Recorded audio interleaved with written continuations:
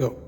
Hi everyone, my name is Tegan. I'm the Sports and Operations Manager at the Australian Games. First of all, I'd like to say thank you so much for volunteering as the Participant Service Officer, heading out to some of the sports. I know there's been a lot of questions, so we thought we'd just quickly do this induction video. Sort of explain the role a little bit more, what you'll be doing out there, and then I have got some questions that have been sent through, so I'll just run through those and answer those questions for you as well. So Participant Service, we've zoned it. Off the top of my head, I think we had 7 zones in total. So they are zoned in their areas, and what that means is we've just sort of zoned them for the sports that are running that day. We do have on our website the sports schedule. So this is going to be your best friend, because when you're heading out for the day for your shift, you want to have a look at that sports schedule and just make sure that you know when the sports are starting. Most sports are sort of 8 till 4, but some are starting a little bit later. So just keep an eye on those. The last thing you want to do is head to a sport and it hasn't started, or head to a sport and it's finished for the day. So best friend, you want to make sure that you're all across that schedule. You want to know your zones and you want to know your sport. So the idea behind this role was that we would have people just popping out to different sports during the day, checking in on the participants, grabbing any feedback, making sure they're all right, and answering any questions that they might have, which would normally be more around the special events or the Masters game side of things, not so much the sports side of things. So making sure that you guys are aware of all that, read through the website, understand where things are, and any questions that you can answer. If you can't answer a question, use your phone to look it up, and if that fails as well, just say, look, I'm really sorry, I don't know the answer to that. Please email through to the AMG team. So yeah, as mentioned, there's sort of 5 sports, sometimes a little bit more in that zone. The question around how many sports should I go to in a day, that is completely up to you. If you're doing that same shift a few times, obviously try and spread it around. But if you can get to 2 or 3 sports within that shift, that would also be fantastic. However, if a sport seems to be really busy and you're getting a lot of interaction, feel free to stay at that sport for a little bit longer. So heading out to sports, chatting to participants, getting any feedback, answering any questions, just really making yourself known to those participants. You are very welcome to introduce yourself to the sports convener as well. They do know that we do have people coming out. They'd be looking more for the sports liaison officer to be helping them. You guys will be helping out those participants. So ask them if they need a hand, but yeah, still try and spend most of your time with those participants. Now the shifts are 5 hours. There is no food voucher because there's no opportunity to book that double shift. If we're asking that you not book the double shift on that, because there is really no way of us getting the food out to you. So please log on and make sure you're just doing one of those participation services shifts a day. When it comes to kilometres and fuel, we won't be paying for kilometres and fuel for volunteers. We have kept it nice and local, and we were making it aware that it is a driving role. So if you are uncomfortable with that, you are welcome to cancel those shifts as well. We just ask that you cancel them sooner rather than later.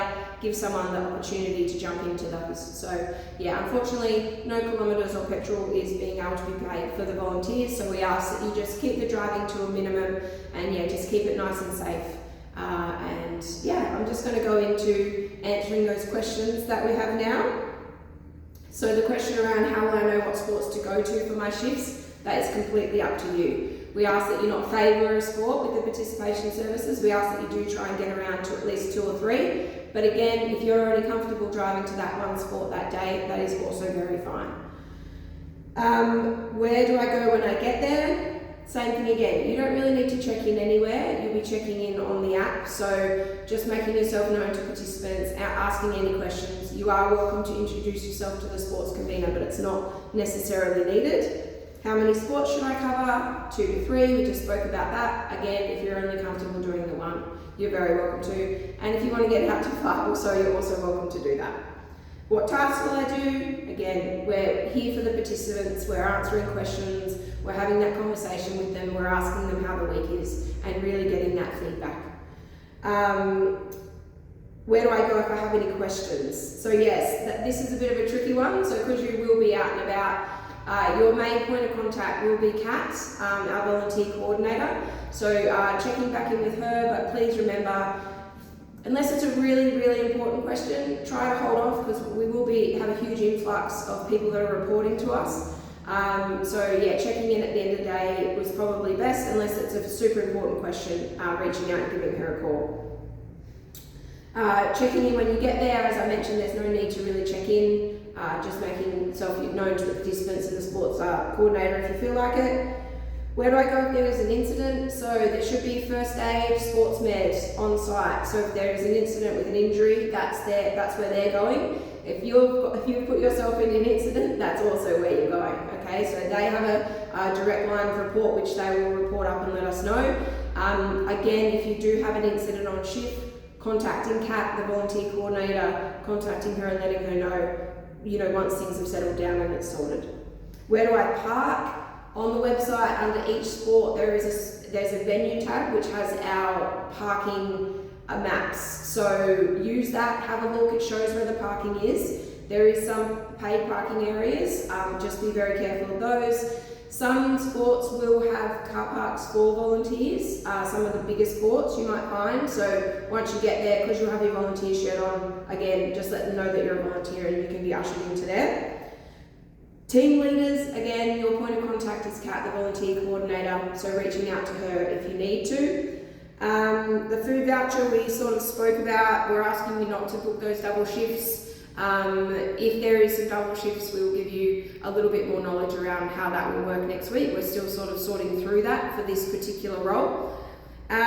What's the difference between sports liaison and a participant service volunteer? So sports liaison officer is one sport, they'll be going to one sport for 5 hours for the day, and they're letting the sports convener know that they're there. They're really there to help that sports convener, and if they have any spare time, heading out and helping the participants. You're there as a participant service, you're there for the participants, so helping them out, answering any questions that you can, and giving the feedback at the end of your shift or at the end of the week with anything that you can to Kat would be great. So thank you again. I hope I've answered all your questions and this video is helpful. If you need anything, reach out to Kat, and yeah, just have a really great time out with those sports.